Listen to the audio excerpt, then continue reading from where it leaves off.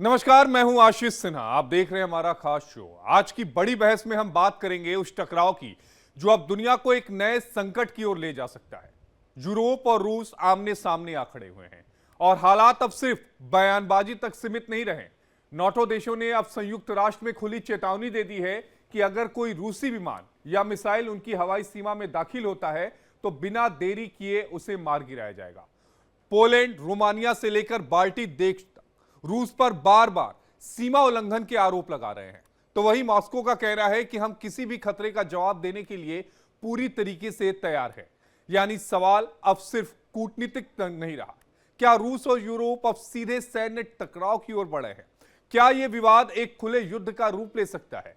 आज की इस बड़ी बहस में हम जानेंगे कि नाटो और रूस की सैन्य ताकत क्या कहती है, कौन कितना ताकतवर है, हथियारों से लेकर सैनिकों तक, मिसाइलों से लेकर जंगी बेड़े तक।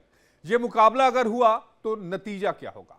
आज की बड़ी बहस में इसी पर होगी। लेकिन उससे पहले हम आपको नाटो और रूस की सैन्य क्षमताओं पर एक नजर दिखाएं, ग्राफिक्स के जरिए समझाएं। उससे पहले एक बड़ी खबर सामने आ रही है, पहले उसका रुख कर लेते हैं, क्योंकि अमेरिकी राष्ट्रपति से पाकिस्तान के प्रधानमंत्री शहबाज शरीफ ने मुलाकात की है। डोनाल्ड ट्रंप से पाकिस्तानी आर्मी चीफ ने यह मुलाकात की है और मुलाकात की जो तस्वीरें हैं वो सामने आई हैं। तो मुलाकात की जो तस्वीरें हैं वो सामने आई हैं और वो आपके टीवी स्क्रीन पर भी आ रही हैं। इसमें मुनीर भी आपको नजर आएगा, इसमें शहबाज शरीफ भी नजर आएगा। ये देखिए, शहबाज शरीफ के साथ प्रेसिडेंट डोनाल्ड ट्रंप।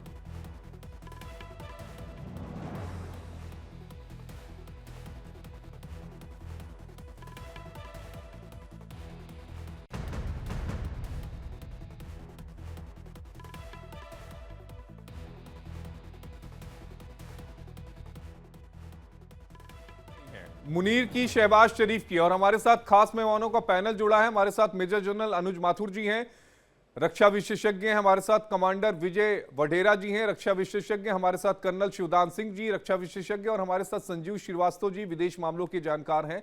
आप सभी का बेहद स्वागत है। हम रूस और नाटो की बात करेंगे, लेकिन ये जो तस्वीरें आई हैं, सबसे पहले अनुज माथुर जी मैं आपके पास आना चाहूंगा। शहबाज शरीफ और मुनीर का एक साथ डोनाल्ड ट्रंप के साथ मुलाकात, ये क्या कुछ कहता है? हालांकि ये मीटिंग पहले से ही शेड्यूल्ड है, लेकिन ये मुलाकात की जो तस्वीरें आई हैं, इनके मायने क्या हैं?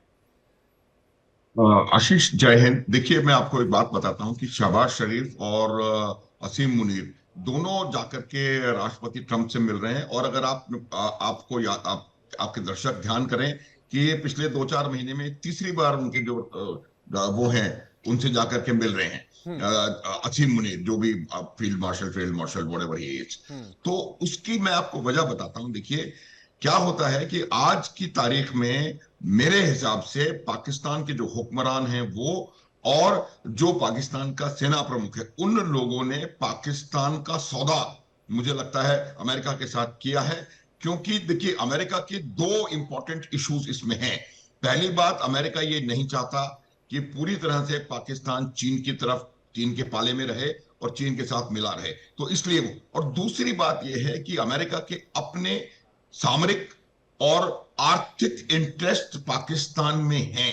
पाकिस्तान की जो सिचुएशन, लोकेशन है, वो इस प्रकार की है कि अगर वो चीन को, रूस को और भविष्य में भारत को बैलेंस काउंटर बैलेंस करना चाहता है, तो उसको पाकिस्तान की कहीं ना कहीं आवश्यकता पड़ेगी। पाकिस्तान से उनका कोई लगाव नहीं है।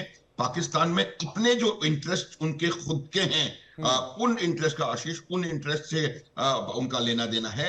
आप देखेंगे, हालांकि ये छोटी बात है, कई जगह इसकी बातचीत चल रही है, लेकिन उन्होंने उनको वेट कराया, प्रेसिडेंट ट्रंप ने। और जो वेट कराया, तब उन्होंने उसको अपने मीडिया से बात कर रहे थे, उनको कहा भी कि मैंने उनको वेट करा रहा हूं, वेट पीछे दोनों के दोनों वेट कर रहे हैं। तो मेरा ये मानना है कि ये जो पाकिस्तान और अमेरिका का जो आजकल प्रॉक्सिमिटी चल रही है, उसमें अमेरिका के इंटरेस्ट राष्ट्र के तौर पे और डोनाल्ड ट्रंप के इंटरेस्ट पर्सनली, डोनाल्ड ट्रंप का परिवार, डोनाल्ड ट्रंप के अपने लोग वहां पर बिजनेस को, अपना अपना पर्सनल बिजनेस वहां पर बढ़ाने का प्रयास कर रहे हैं। और ये तमाम चीजें उसी की चीज की एक कड़ी है।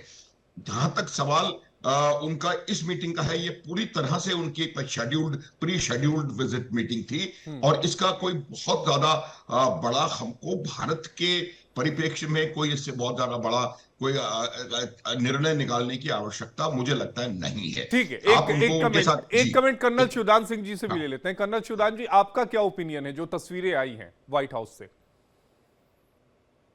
देखिए, ये आपको जैसा कि जनरल साहब ने बताया है, पाकिस्तान इस वक्त टोटली अपनी आर्थिक स्थिति के कारण इन सुपर पावर्स के कब्जे में चला गया है। जैसे चीन ने, आपने देखा है कि चीन ने पाकिस्तान में ये कॉमन गलियारे के नाम पर इतनी ज्यादा उसमें प्रॉपर्टी कब्जे में कर ली है। पाकिस्तान की जो जमीनें हैं, और बलूचिस्तान में जो आज झगड़ा चल रहा है, केवल चीन के जो चीन एक्सप्लोरेशन कर रहा है वहां पर खनिज पदार्थों के लिए, इस सब के कारण चल रहा है।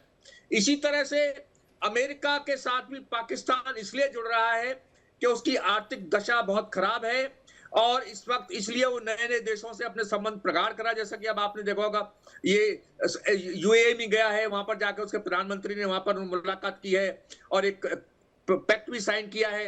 इसलिए अमेरिका के साथ जो अभी पाकिस्तान का जो अभी मेल मिलाप देख रहे हैं, अमेरिका पाकिस्तान को एक अपने कठपुतली की तरह इस्तेमाल करता है। राइट फ्रॉम काफी पुराने समय से पाकिस्तान को अमेरिका, इसी जैसा कि जनरल साहब ने कहा है कि चीन और रूस के लिए पाकिस्तान अमेरिका के लिए बहुत इंपॉर्टेंट जगह है। और अफगानिस्तान में जब पाकिस्तान रूस की सेनाएं आ गई थी 80 के दशक में, उस वक्त केवल पाकिस्तान में बेसिस बना करके ही अमेरिका ने रूस की सेना को वहां से भगाया था। तो इसलिए दक्षिण एशिया में अपना प्रभुत्व स्थापित रखने के लिए अमेरिका को एक ऐसा देश मिला है पाकिस्तान, कि जिससे जिस तरह से भी काम कराना चाहे। आप इमेजिन करिए कि पाकिस्तान ने अपने पूरे नौजवानों को आतंकवादी बना दिया अमेरिका कहने पर। आज पाकिस्तान जो बर्बाद हुआ है वो केवल इसलिए कि दूसरी महाशक्तियों के हाथ में खेला है। अमेरिका ने बोला कि अपने नौजवानों को आतंकवादी बना करके रूस की सेनाओं के विरुद्ध भेजो, तो पाकिस्तान मान गया। कौन सा ऐसा सब देश होगा जो ऐसी बात मानेगा? इसलिए पाकिस्तान कुछ भी अमेरिका के कहने पर कर सकता है। इसलिए जो आपने जो पिक्चर दिखाई है, जिसमें कि उसके रक्षा जो प्रमुख हैं वो भी मुनीर साहब वहां बैठे हुए हैं और शहबाज शरीफ भी वहां बैठे हुए हैं, उन्होंने टोटल अपने आप को समर्पित कर दिया अमेरिका को कि जिस तरह से आप हमें इस्तेमाल करना चाहे करिए। ठीक है, इसी पे एक फाइनल एक कमेंट में कमांडर विजय वडेरा जी से भी लेना चाहूंगा, उसके बाद फिर हम नाटो और रूस वाली डिबेट पर आएंगे। विजय सर, एक कमेंट आपका भी। देखिए, ये जो आपने तस्वीरें दिखाई हैं डोनाल्ड ट्रंप की, मुनीर और उसके साथ, this is basically a photo op. This is basically a photo op to show the world, Pakistan, that we are very close to America. Now, please understand, जो डोनाल्ड ट्रंप राष्ट्रपति का चुनाव चुन के था, उसका क्या मोटो था, क्या उसका स्लोगन था? I will make America greatest again. I will make America great again. उसको करने के लिए now he has to prove to his public that they have voted him for one cause, and he has to come out with that cause. Now, to achieve that cause, Donald Trump is trying all tricks in terms of money power, in terms of muscle power, in terms of bullying other nations, etc. And he has found, because India has been standing firm in its foreign policy, and not tilting towards east, west, north, south, and with a resolute, and America has realized that they cannot bully India the way they thought they would. So they have found an easy scapegoat in Pakistan. Now Pakistan also knows that India has already declared that any other terrorist attack will be considered as an act of war. Okay, that is why he has gone running to Saudi Arabia, got a defense pact signed. So basically, he is trying to tell the world that if India, there would be a terrorist attacks in future. There's no doubt about it. They have gone into a sleeper cells. Okay, they'll find an opportune moment and a lucrative enough target to do a terrorist attack. So there, in case India will reply, yes, India will reply. So he's trying to garner all kind of a support which he can. So we must understand in that context. ठीक है, एक बार रूस और NATO के बीच में क्या tension चल रही है वो पहले अपने दर्शकों को ग्राफिक्स के माध्यम से समझा देते हैं कि क्या कुछ इस समय टेंशन चल रही है। तो नाटो बनाम जो रूस है, स्थापना 1949 में हुई थी। नाटो जो है वो दुनिया का सबसे बड़ा सैन्य संगठन है। दरअसल द्वितीय विश्व युद्ध हुआ था, उसके बाद नाटो की स्थापना हुई थी। सिद्धांत इनका है सामूहिक सुरक्षा। सबसे बड़ा सैन्य संगठन है, यानी जितने भी मुल्क इसमें हैं सबकी सुरक्षा के लिए सामूहिक सुरक्षा की जिम्मेदारी है। कुल सदस्य जो देश हैं उनकी संख्या 32 है। यूरोपियन कंट्रीज तो हैं ही, इसमें अमेरिका भी है, इसमें कनाडा भी है। सक्रिय जो सैनिक है लगभग उनकी संख्या जो है वो 34 लाख है, अगर पूरे आप नाटो की बात कर लें जिसमें अमेरिका इंक्लूडेड है। अब आपको अगला ग्राफिक्स दिखाते हैं। रक्षा बजट 1.2 ट्रिलियन डॉलर है, यानी कुल वैश्विक रक्षा खर्च का 55% से अधिक ये नाटो कंट्रीज अपनी रक्षा शक्ति पर खर्च करते हैं। जो मुख्य सैन्य शक्ति है वो है अमेरिका, ब्रिटेन, फ्रांस, जर्मनी और तुर्की। इनके पास ही अगर आप सीधे कहें तो इसकी चाबी है ये 5 मुल्क। प्रमुख ठिकाने कौन से हैं? जर्मनी है, पोलैंड है, इटली है और तुर्की है। तो ये 4 अहम ठिकाने हैं अगर नाटो की आप बात करें तो। 20,000 से अधिक टैंक और बख्तरबंद वाहन जो हैं वो इस समय इन नाटो के पास है। इसके अलावा F-35 और F-22 जैसे अत्याधुनिक जो लड़ाकू विमान हैं वो भी इनके पास है। यानी सैन्य दृष्टिकोण से देखा जाए तो मजबूत ये संगठन है। परमाणु संचालित पनडुब्बी है और एयरक्राफ्ट कैरियर्स भी हैं। इसके अलावा एडवांस मिसाइल डिफेंस सिस्टम, सैन्य तकनीक इनके पास पूरी तरीके से है। इसमें आप एजिसस को ले सकते हैं, एशोर को ले सकते हैं, जो डिफेंस इनके पास तकनीक है। अगला ग्राफिक्स आपको दिखाते हैं। सक्रिय सैनिकों की जो संख्या है वो तकरीबन 12 लाख सक्रिय सैनिक जो हैं इस समय इन नाटो के पास है। रक्षा बजट इनका 109 बिलियन डॉलर 2024 में 109 बिलियन डॉलर इनका रक्षा बजट था। मुख्य ठिकाने अगर हम बात करें रूस की तो मॉस्को है, आर्कटिक क्षेत्र है, बेलारूस है, ये रूस के मुख्य ठिकाने हैं। इसके अलावा अगर बात करें तो S-400 और S-500 वायु रक्षा प्रणाली है जो बेहतरीन है। S-400 का हमने भी ऑपरेशन सिंदूर जब चल रहा था तो इस्तेमाल किया और पाकिस्तान के 700 से ज्यादा ड्रोन को मार गिराया गया था। अगला ग्राफिक्स आपको दिखाते हैं। T-90 और T-14 एमरा टैंक जो है वो है, ये एक बहुत मजबूत टैंक्स हैं जो रूस के पास है। अब आपको अगला ग्राफिक्स दिखाते हैं। अब ये देखिए कि परमाणु क्षमता अगर अमेरिका सहित काउंट कर ले तो इनमें से 1700 जो है वो परमाणु जो बम है वो तैनात हैं। अमेरिका, ब्रिटेन और फ्रांस परमाणु शक्ति जो है वो अपने पास रखते हैं। यानी नाटो के 3 कंट्रीज जो है वो एटॉमिक ताकत हैं। अब अगला ग्राफिक्स आपको दिखाते हैं कि किसके पास कितनी ज्यादा एटॉमिक जो ताकतें हैं वो अभी हम आपको बता रहे हैं। तो इस बात को समझिए कि अगर जंग होती है तो जंग भयानक होगी, जंग बड़ी होगी।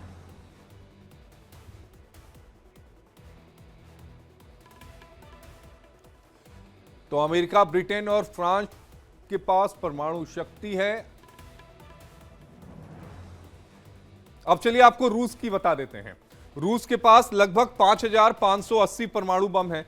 1,710 जो है वो परमाणु बम तैनात किया गया था। एवरगार्ड जैसी टेक्निक है उनके पास, मौजूदा मिसाइल डिफेंस को बेकार कर सकती है जो टेक्निक है। यानी वायु रक्षा प्रणाली रूस की बहुत ज्यादा मजबूत है और यही वजह है कि रूस के पास कई ऐसी मिसाइलें हैं, हाइपरसोनिक मिसाइलें हैं जो कभी भी यूरोप की जो कंट्रीज हैं उनको बहुत ज्यादा नुकसान पहुंचा सकती हैं। अब सीधे चलते हैं अपने मेहमानों के पास। मेजर जनरल अनुज माथुर जी, हमने ग्राफिक्स के हिसाब से सैन्य ताकत को बतलाया और सैन्य ताकत को समझाया कि रूस और नाटो कंट्रीज के बीच में किसके पास कितनी शक्तियां हैं। लेकिन पिछले कुछ समय के अगर हालात को देखा जाए मेजर जनरल अनुज माथुर जी, तो अमेरिका और यूरोपियन कंट्रीज की भी आपस में नहीं बन रही है। तो क्या ये नाटो जो है वो हाथी के दांत की तरह हो गया है क्या, कि दिखाने के लिए बहुत लंबे लंबे दांत हैं लेकिन खाने के लिए छोटा सा दांत है?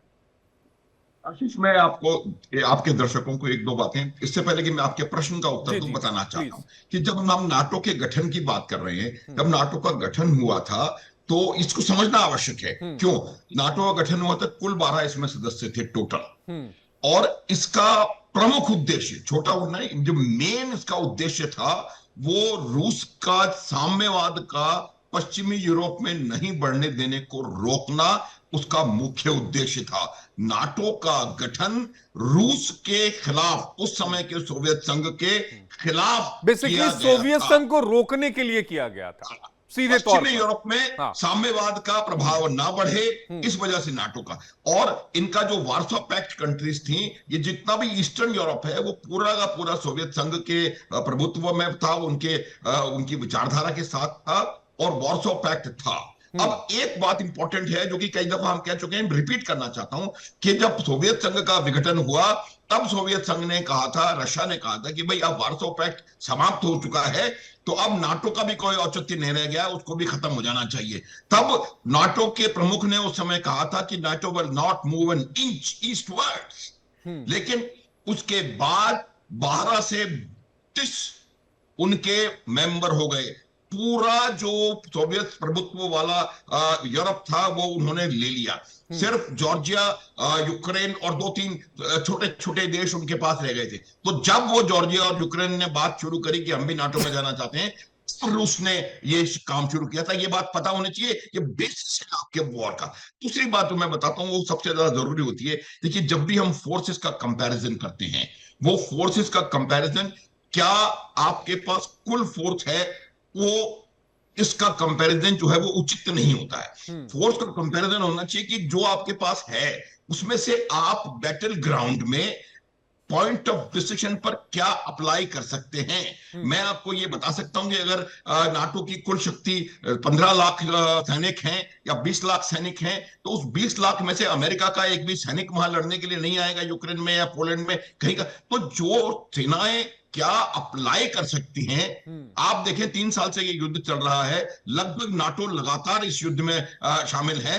एक भी जवान, एक भी सोल्जर जो है नाटो का यूक्रेन में आके लड़ा नहीं है। तो ये मेरा मानना है कि आपके पास स्ट्रेंथ होना एक बात है, उसमें से आप अप्लाई क्या कर सकते हैं वो दूसरी बात है। आप ये नहीं कह सकते कि अमेरिका के पास 6 लाख की सेना है तो 6 लाख में से 6 बंदे भी आपके यूरोप की लड़ाई के अंदर फिजिकली नहीं पहुंच पाएंगे। तो ये ये समझने की आवश्यकता है। तो जब हम इस प्रकार से कंपैरिजन करते हैं, तो मेरा मानना है कि रूस अगर ऊपर नहीं है तो कम से कम निश्चित रूप से नाटो की सम्मिलित शक्ति के बराबर है, पहली बात। दूसरी बात, रूस की जो परमाणु शक्ति और परमाणु शक्ति को प्रयोग में लाने की काबिलियत है, वो निश्चित रूप से नाटो की जॉइंट कैपेबिलिटी से कहीं ज्यादा है।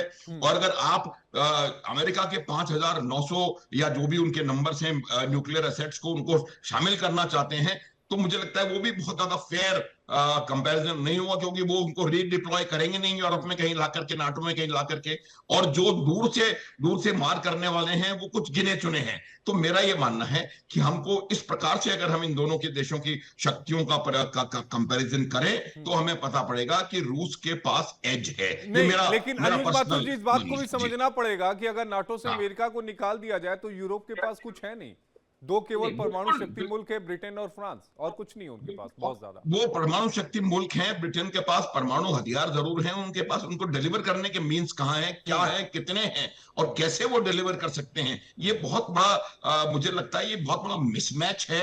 यूरोप में जो न्यूक्लियर पावर है उसमें यूरोप में क्या पूरी दुनिया में पूरा बड़ा मिसमैच है। और उसके अलावा नॉर्थ कोरिया, उत्तर कोरिया और चीन बिल्कुल आपके साथ खड़े हैं। अगर आप अमेरिका का न्यूक्लियर एसेट्स को इसमें इंक्लूड करते हैं, तो मुझे लगता है कि रूस की तरफ से आपको जो नॉर्थ कोरिया का एसेट्स है और चीन के एसेट्स हैं, आज आप देखिए किस प्रकार से ईरान उनके लगातार ड्रोन्स की और कई चीजों से लगातार मदद कर रहा है रशिया की वॉर एफर्ट की। तो ये एक जो सेपरेट क्रिक करके मैं कहता हूं उसको, चाइना, रशिया, ईरान और नॉर्थ कोरिया, ये एक बड़ा धड़ा उभर करके सामने आया है। जब हम पूरे नाटो और अमेरिका शामिल करते हुए पूरे नाटो को हम कंपेयर करेंगे, तो मुझे लगता है कहीं ना कहीं हमें अपने बैक ऑफ द माइंड इसको भी ध्यान में रखना पड़ेगा कि चाइना इसके अंदर कैसे इन्फ्लुएंस कर सकता है, नॉर्थ कोरिया कैसे इन्फ्लुएंस कर सकता है। अमेरिका को अपने ट्रूप्स को यूरोप में लड़ाई के मैदान में भेजने में टाइम लगेगा, मुश्किलात पेश आएंगी, जबकि कोरिया जो है वो तुरंत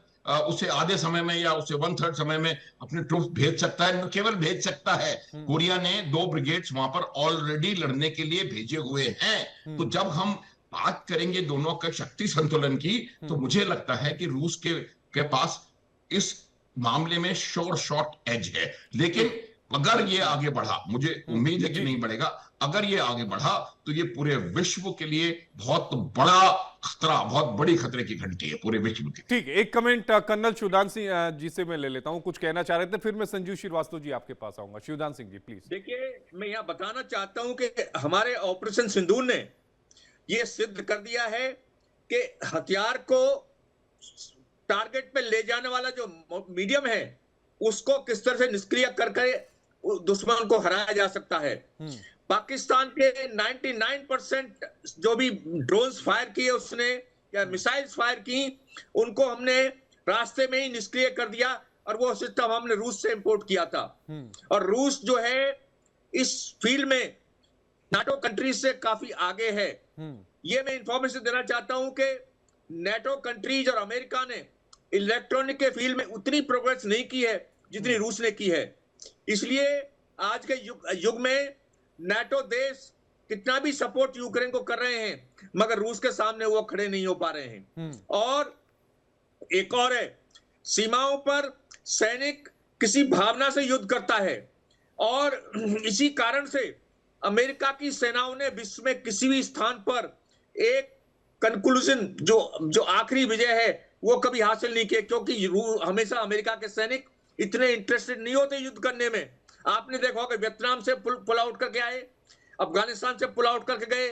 तो ये मैं बताना चाहता हूं कि जो सैनिक अपने देश के लिए लड़ता है वो विदेशी सैनिक कभी आके नहीं लड़ सकता, वो भावना का प्रदर्शन नहीं कर सकता है। इसलिए अभी तक पिछले 3 साल से नेटो देशों की कोई भी सैनिक अभी तक यूक्रेन की हेल्प के लिए नहीं आया है, जबकि यूक्रेन को अकेले इतनी बड़ी सेना से युद्ध कर रहा है यूक्रेन।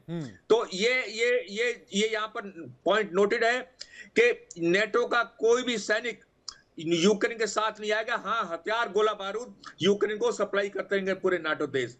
और यही अमेरिका का भी है कि अमेरिका भी अपने सैनिकों को अब कहीं नहीं भेजेगा, सिवाय हथियार और गोला बारूद सप्लाई करेगा। तो ये इस सेनाओं के कंपैरिजन से यहाँ आप समझ सकते हैं। और इसलिए रूस जो है अभी भी एक महाशक्ति का स्टेटस रूस का है, क्योंकि उसके पास अपनी इतनी बड़ी सेना है, अपने इतने बड़े हथियार हैं और गोला बारूद है। ठीक है, एक कमेंट संजीव श्रीवास्तव जी से भी ले लेता हूं, उसके बाद फिर मैं आऊंगा आपके पास। सर संजीव श्रीवास्तव जी, चूंकि अभी मैंने एक सवाल भी उठाया था कि क्या ये जो नाटो कंट्रीज हैं, क्या ये गठबंधन अब केवल दिखावे का रह गया है?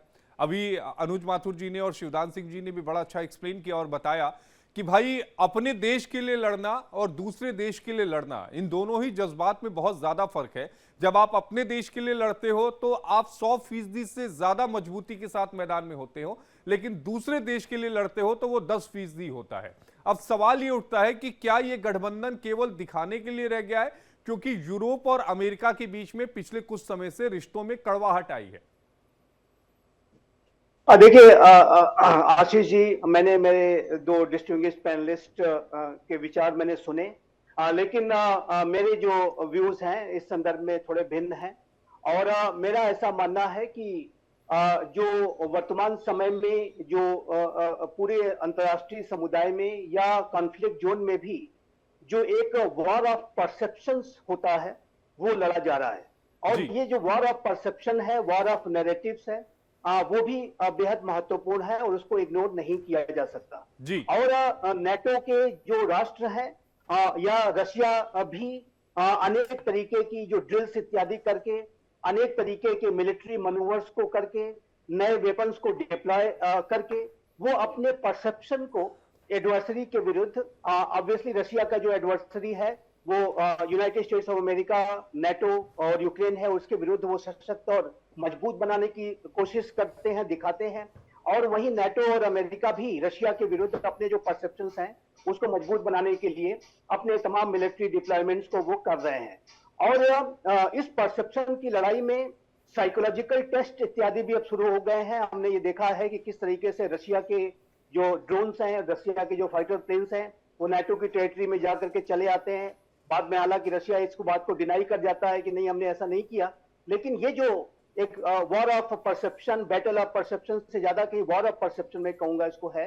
और ये जो परसेप्शन की लड़ाई है वो चल रही है, इसमें कोई दो राय नहीं है कि ये जो रशिया यूक्रेन का युद्ध है ये इसेंशियली, जैसे कि मैंने बार बार इस बात को कहा है कि ये United states of America, NATO तथा रशिया के बीच में इनडायरेक्ट तरीके से लड़ा जा रहा है। और ये यूरोपियन थिएटर में महाशक्तियों के बीच में एक वर्चस्व की प्रतिद्वंदिता है। ये battle of war of dominance भी है। और ये जो वर्चस्व की प्रतिद्वंदिता है ये अप्रत्यक्ष रूप से ही हो सकती है, प्रत्यक्ष रूप से डायरेक्ट तरीके से ये लड़ नहीं सकते हैं, भले से कितना परसेप्शन दिखाने की कोशिश करें। लेकिन और रशिया भी आप देखिए, एक सीधा सा छोटा सा एग्जांपल आप देख लीजिए कि जो रशिया के जो फाइटर प्लेन्स हैं वो डेनमार्क का कोपेनहेगन में जो है देखे गए हैं। और रोमानिया, पोलैंड इत्यादि में, एस्टोनिया में रशिया के जो ड्रोन्स हैं और प्लेन्स वहां पर जाकर के चले जाते हैं। लेकिन रशिया से जब पूछा जाता है कि क्या आपने ऐसा किया है, तो रशिया तुरंत डिनाई करता है कि ये बिल्कुल हमने ऐसा नहीं किया है और ये डिसइंफॉर्मेशन है, मिस इन्फॉर्मेशन इत्यादि इत्यादि, क्योंकि रशिया इसको कर नहीं सकता है ओपन तरीके से। जिस दिन रशिया ने ऐसा किया उस दिन ये जो पूरा युद्ध है वो एस्केलेट हो जाएगा और एक बहुत बड़ा रूप ले लेगा और ये तीसरे विश्व युद्ध की तरफ बढ़ जाएगा और ये वर्ल्ड वॉर और न्यूक्लियर वॉर में ये बदल जाएगा। तो ये मेरा ऐसा मानना है कि ये जो लेकिन जो बैटल ऑफ परसेप्शंस है वो लगातार जारी रहेंगे। और मिलिट्री कंपैरिजन अच्छा किया आपने, और मेरा ऐसा मानना है और मैं इसमें मेरे ऐसे व्यूज हैं कि रशिया इस बात को अच्छी तरह से जानता है, समझता है कि उसकी जो कंबाइंड कन्वेंशनल मिलिट्री माइट है, न्यूक्लियर माइट जो है वो संभव है कि रशिया कुछ ज्यादा न्यूक्लियर वेपन्स हो, लेकिन जो कन्वेंशनल रशिया की जो मिलिट्री माइट है वो उसके समक्ष उसकी तुलना में जो अमेरिका, नेटो तथा यूक्रेन की जो कंबाइंड कन्वेंशनल मिलिट्री माइट ज्यादा है, इसमें कोई दो राय नहीं। जैसा कि आपने अपना दिखाया कि यूनाइटेड स्टेट्स ऑफ अमेरिका अपने आप ही में अगर दुनिया के 10 से 15 राष्ट्रों को सारे डिफेंस बजट एक तरफ रख लीजिए और अमेरिका का डिफेंस बजट एक तरफ रख लीजिए तो अमेरिका उसके ऊपर ही पहुंचता है। तो अमेरिका अपने आप ही में सबसे बड़ी महाशक्ति है। उसके बाद नहीं, लेकिन एक सवाल तो ये भी उठता है ना संजीव सर कि क्या अमेरिका इस लड़ाई में डायरेक्ट कूदेगा? मान लीजिए कि जर्मनी से लड़ाई हो गई तो क्या अमेरिका डायरेक्ट कूदेगा या ये कहेगा कि ठीक है, अच्छा 5,000 सैनिक भेज देता हूं, 10,000 सैनिक भेज देता हूं, ये 2-4 प्लेन है लेके जाओ? आशीष जी देखिए, डायरेक्ट की तो बात जब जिस दिन हो जाएगी उस दिन तो कुछ भी हो सकता है। और अमेरिका की जो फोर्सेस हैं वो चुप नहीं बैठेंगी ऐसी स्थिति में। और न तो यूरोप के जो राष्ट्र हैं वो चुप बैठेंगे। अगर इस युद्ध का एस्केलेशन हो गया तो फिर इसका जो डोमेन, उसका जो पूरा सिनारियो ही बदल जाएगा। और इस बात को आप मान करके चलिए कि ये जो वेपन्स हैं दिखावे के वेपन्स नहीं है, ये जो वेपन्स हैं इसका इस्तेमाल भी हो सकता है। नहीं, फिर तो उत्तर कोरिया भी जंग में कूद जाएगा, वो दूसरी साइड से अमेरिका को घेरने की कोशिश करेगा। यकीनन ऐसा होगा, यकीनन ऐसा होगा। यदि इसका एस्केलेशन होगा तो ये वर्ल्ड वॉर होके रहेगी और उसको फिर वो पूरी दुनिया के विनाश का कारण बनेगा, इसमें कोई दो राय नहीं है। इस बात को हमें समझना होगा कि ये जो वेपन्स हैं अभी battle of perception, war of perception अवश्य चल रहा है, लेकिन जिस दिन इसका एस्केलेशन अगर करने की कोशिश की गई और कुछ गलत तो फिर ये पूरी जो स्थिति है वो एक विश्व युद्ध में बदलेगी। दूसरी बात मैं ये कहना चाहता था कि रशिया ने 3.5 वर्षों की इस युद्ध के बाद अब इस बात को रियलाइज किया है कि वो अकेले से अमेरिका और नेटो के साथ वो जो है मुकाबला, परसेप्शन का भी मुकाबला नहीं कर सकता। इसी वजह से रशिया के जो सैनिकों के लॉसेस हुए हैं, वेपन्स के जो लॉसेस हुए हैं, उसका जो परसेप्शन जो एक जो उसमें एक गिरावट आई है उसको फिलअप करने के लिए उसने नॉर्थ कोरिया के साथ, ईरान के साथ और चाइना के साथ अपने संबंधों को बढ़ाने का काम किया है। रशिया, देखिए एक बात मैं अवश्य कहना चाहता हूं, जैसा कि हमने डे 1 से इस बात को डिस्कस किया है जब से 2022 से युद्ध शुरू हुआ है, रशिया ने रशिया को कंस्ट्रक्टिवली अगर देखा जाए तो यदि उसको अमेरिका और नेटो से वॉर ऑफ परसेप्शन करना ही था तो उसको वार्सो पैक्ट फिर से बनाना चाहिए था। वार्सो पैक्ट रशिया ने न बना करके अपने जो छोटे भाई को, अपने नेबर को, यूक्रेन को जो कभी उसका पार्ट हुआ करता था उसको उसके हेड में शूट करने का काम किया है, जो कि बहुत ही गलत ट्रेंड है। और अब हर एक राष्ट्र की अपनी सॉवरेनिटी, अपनी टेरिटोरियल इंटीग्रिटी और उसके जो रूल्स बेस्ड ऑर्डर को सम्मान नहीं है। यदि रशिया को नेटो के एक्सपेंशन से इतनी ही ज्यादा उसको इनसिक्योरिटीज हो रही थी तो उसको वार्सो पैक्ट जैसा कदम उठाना चाहिए था जो 1955 में उसने बनाया था। और 1949 में जो नेटो बना था उसके बाद रशिया ने सोवियत यूनियन जो तत्कालीन जो अर्स्टवाइल सोवियत यूनियन है उसने इस बात को किया था और एक अपनी जो अलायंसेस को फॉर्म करके उसने नेटो का मुकाबला करने की कोशिश की थी।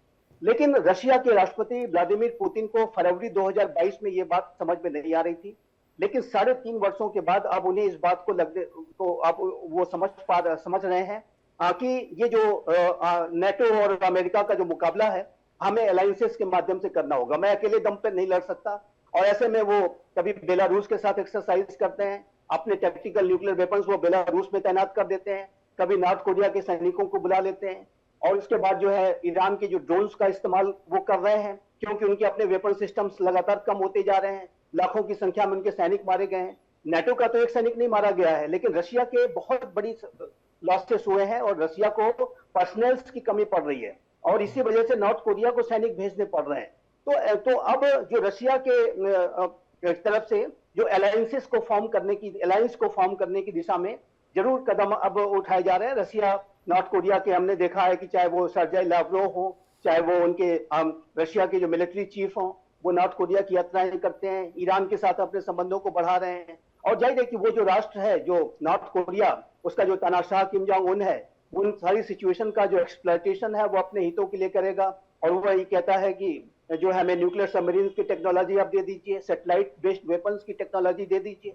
तो वो तो अपना एक्सप्लॉयटेशन वो करने की कोशिश किम जोंग उन तो करेगा ही क्योंकि वो एक पराया आइसोलेटेड कंट्री है और वो अपने मेन स्ट्रीम में भी लाना चाहता है। तो ये जो जियोपॉलिटिकल फॉल्ट लाइंस हैं अमेरिका और रशिया के बीच में, उसका एक्सप्लॉयटेशन वो अपने आपके हितों के लिए करने की कोशिश कर रहा है। नॉर्थ ईरान का भी जो अमेरिका के साथ तनाव रखता है उसमें वो रशिया को के साथ अपने संबंधों को बढ़ा करके अपनी पॉस्चरिंग को मजबूत करना चाहता है। तो अब रशिया जो है अब अलायंसेस की तरफ बढ़ा है, लेकिन ये जो रशिया ने जो कदम उठाए हैं यदि डे वन से उठा लिए होते तो वो ज्यादा अच्छा होता। यूक्रेन के जो आम लोग हैं, जो निर्दोष लोग इतनी बड़ी संख्या में मारे गए और पूरा राष्ट्र ही वो तबाह हो गया है। हमारे अपने देश के लोग बच्चे वहां पर जाकर के जो MBBS इत्यादि की पढ़ाई करते थे, सभी के जो कैरियर्स बहुत गहरे तरीके से प्रभावित हुए।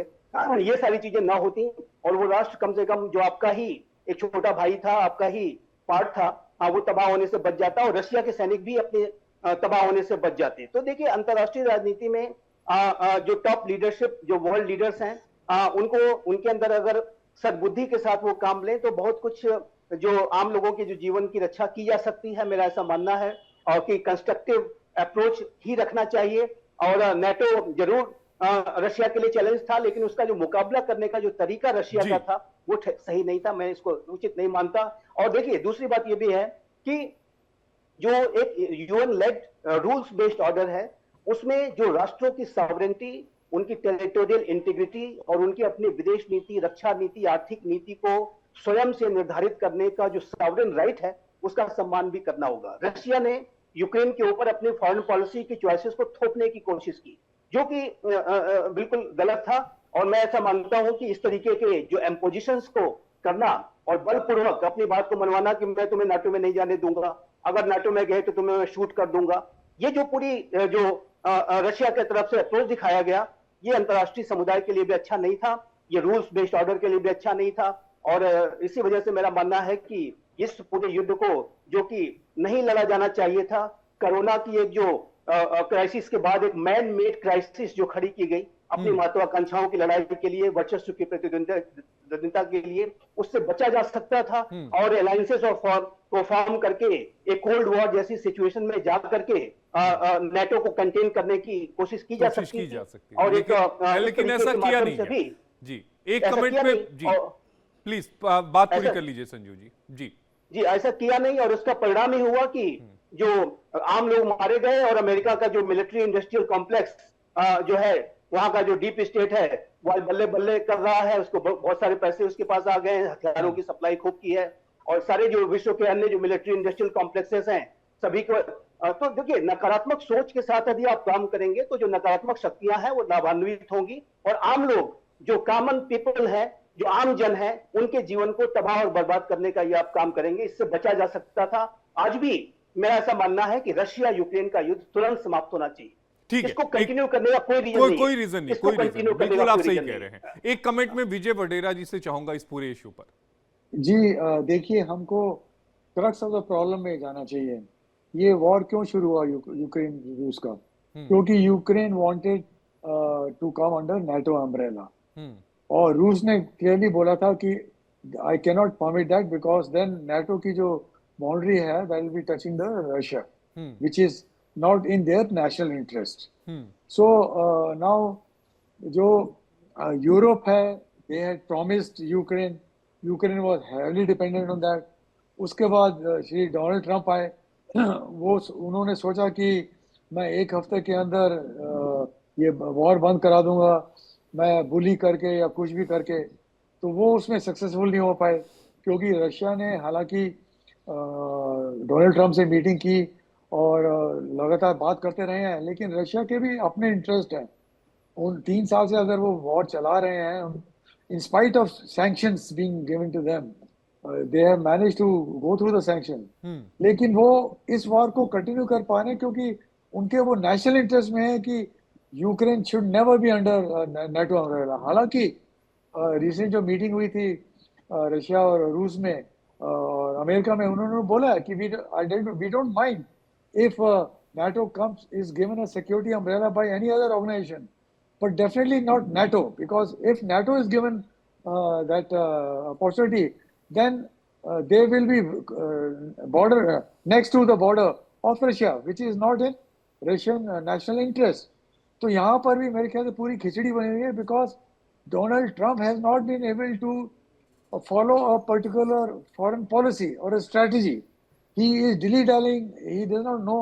Actually, the confusion is all because of Donald Trump, because of his policies, which are not consistent with the world order. The whole thing is, everybody is looking into their own interest. Europe want their own interest. The Ukraine, obviously, अगर उन्होंने इतने soldiers खोए हैं इतने 3 साल में, तो how can he agree कि I will give back whatever territory Russia has taken? Because then whenever the elections happen, the people will ask, Zelensky, was this a cost to be paid and come back to the normal one?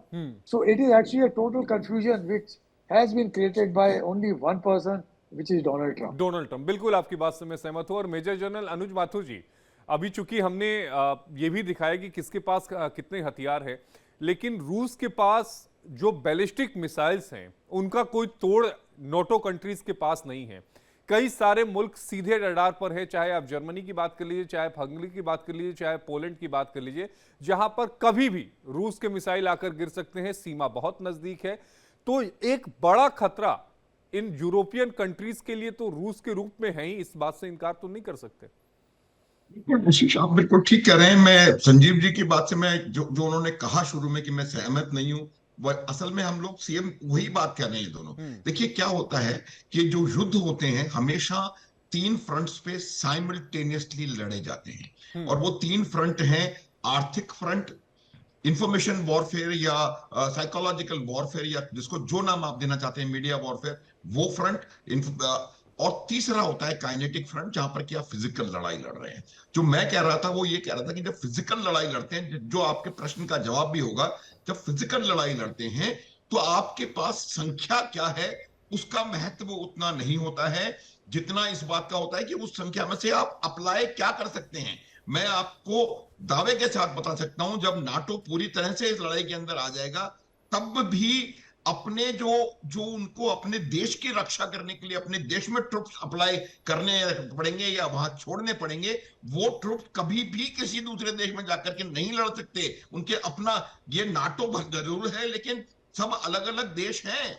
NATO का मतलब ये नहीं है कि America, Britain और France और Germany और Italy एक है, उनको अपनी सुरक्षा की भी वो। तो ये जब भी मैं बता रहा हूं आपको मिलिट्री कंपैरिजंस होते हैं, तो हमको ये देखने की आवश्यकता होती है 2 चीजें।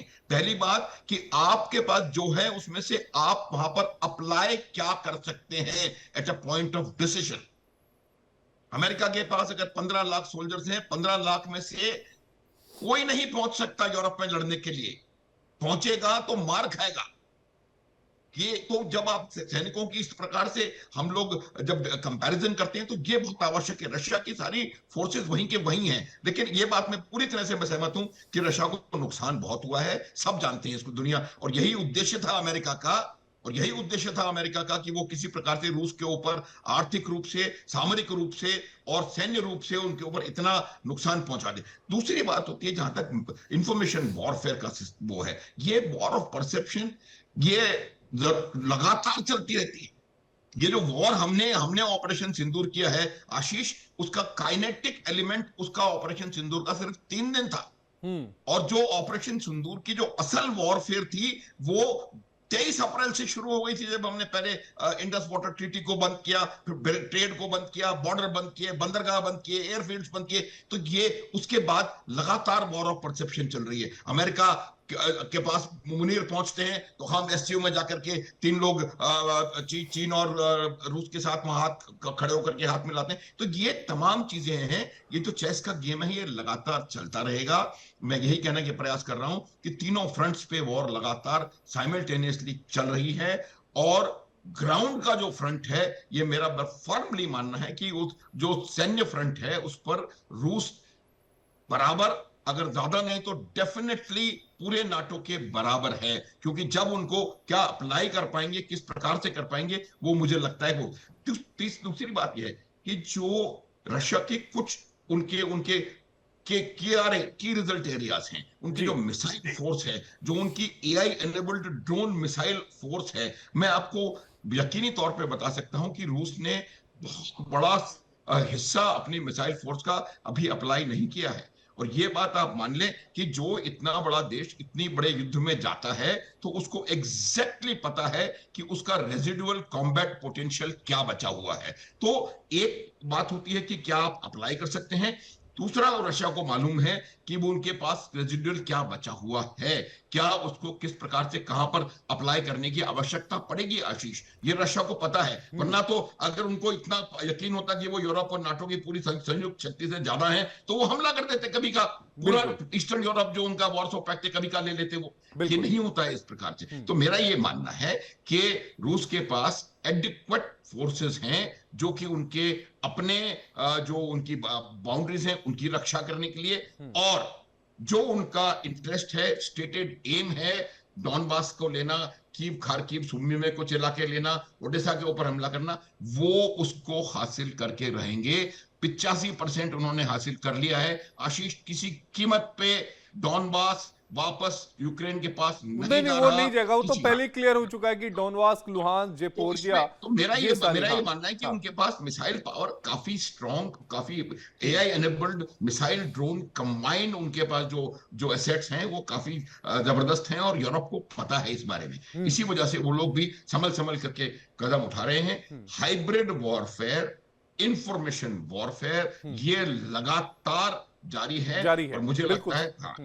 अब फाइनल कमेंट लेना शुरू करूंगा संजीव श्रीवास्तव जी, पहला आपसे कि ये पूरा जो इस समय टसल चल रही है रूस के बीच में और यूरोपियन कंट्रीज के बीच में, ये कहां जाती हुई आपको नजर आ रही है, इसका अंजाम कहां जाता हुआ नजर आ रहा है?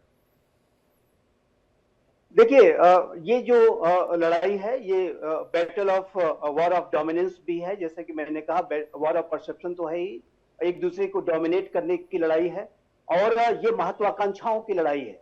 और रशिया जाहिर है पुराने अपने सोवियत यूनियन के गौरव को हासिल करने की राष्ट्रपति पुतिन की बड़ी महत्वाकांक्षा है, और वो सिर्फ यूरोपियन थिएटर में नहीं बल्कि अफ्रीका में भी, इंडो पैसिफिक रीजन में भी, लैटिन अमेरिका में भी, हर जगह वो अपने प्रभाव को बढ़ाने की कोशिश में लगे हुए हैं।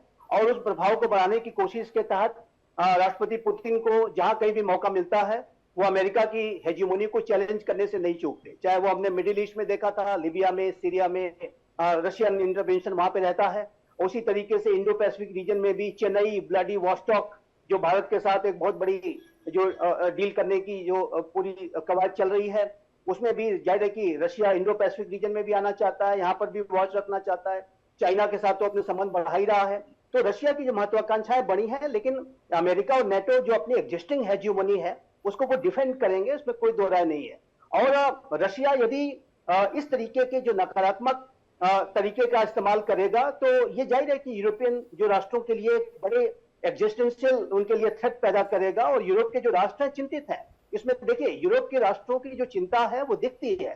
स्वीडन और फिनलैंड जैसा जो राष्ट्र जो कि कभी भी नेटो में नहीं शामिल होना चाहता था, वो रशियन थ्रेट की वजह से ही उसने नेटो का अम्ब्रेला ज्वाइन कर लिया और अब सदस्यों की संख्या 32 हो गई है।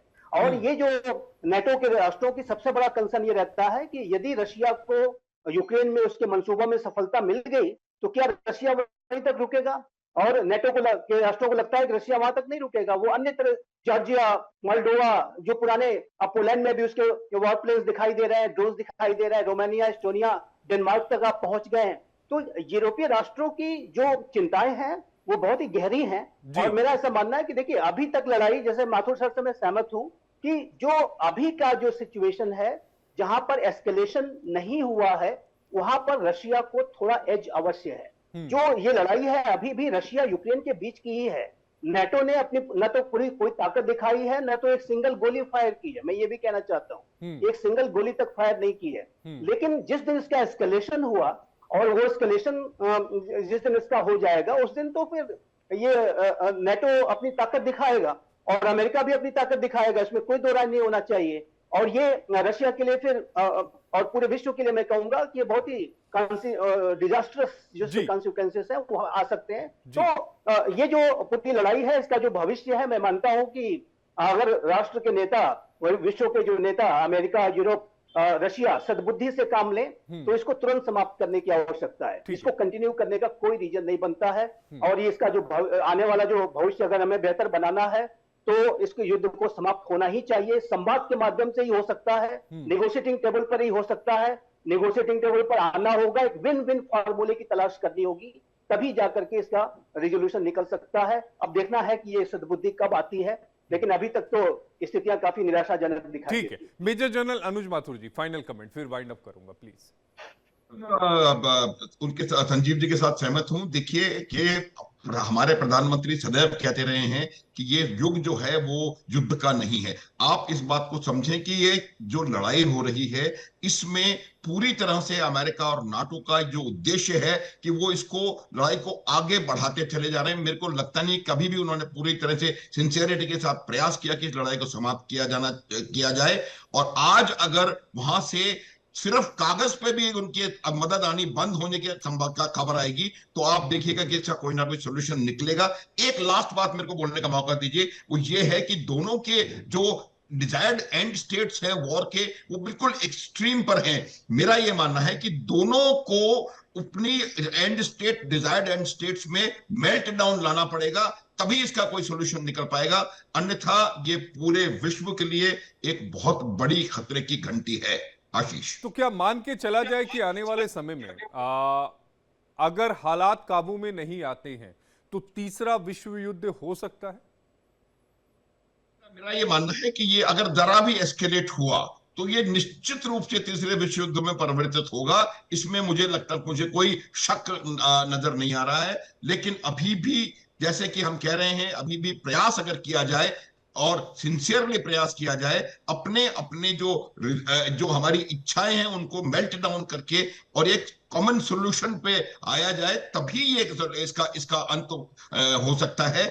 दूसरी बात ये एक और बताता हूं कि मैं यूरोप का जो उनका जो परसेप्शन है, वो जो ईस्टर्न यूक्रेनियन रीजन है उसको न केवल यूक्रेन का सेंटिनल समझते हैं, वो उसको समझते हैं कि वो यूरोप का एक कहीं ना कहीं ईस्टर्न सेंटिनल है और वो एरिया इलाका किसी प्रकार से भी रूस के कब्जे में नहीं जाना चाहिए। ये एक और बड़ी मेरे हिसाब से कहीं ना कहीं कड़ी उन्होंने जोड़ रखी है जो कि इसको रोकने के लिए उनको तकलीफ दे रही है। आपको अपने स्टैंड पॉइंट्स को बदलना होगा, मेल्ट डाउन उसमें लाना होगा और फिर नेगोशिएट करके और आगे बढ़ने की आवश्यकता है। बिल्कुल आप सही कह रहे हैं कि बातचीत से समाधान को निकालना होगा। अगर समाधान नहीं निकलता है तो अंजाम बहुत ही विनाशकारी होगा। ये केवल यूरोपियन कंट्रीज और रूस के लिए नहीं बल्कि पूरी दुनिया के लिए खतरा है। बहुत शुक्रिया संजीव श्रीवास्तव जी आपका और मेजर जनरल अनुज माथुर जी आपका।